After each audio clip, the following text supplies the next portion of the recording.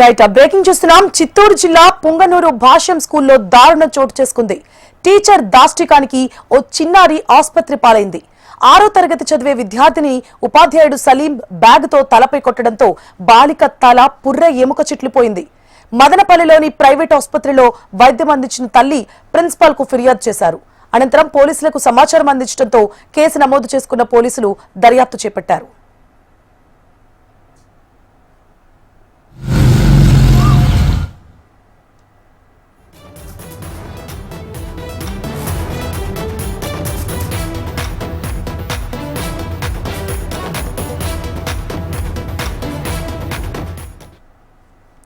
చిత్తూరు జిల్లా పుంగనూరు భాష్యం స్కూల్లో దారుణం చోటు చేసుకుంది. టీచర్ దాష్టికానికి ఓ చిన్నారి ఆసుపత్రి పాలైంది. 6వ తరగతి చదివే విద్యార్థినిని ఉపాధ్యాయుడు సలీం బ్యాగ్తో తలపై కొట్టడంతో బాలిక తల పుర్ర ఎముక చిట్లిపోయింది. మదనపల్లిలోని ప్రైవేట్ ఆసుపత్రిలో వైద్యం అందించిన తల్లి ప్రిన్సిపల్ కు ఫిర్యాదు చేశారు. అనంతరం పోలీసులకు సమాచారం అందించడంతో కేసు నమోదు చేసుకున్న పోలీసులు దర్యాప్తు చేపట్టారు.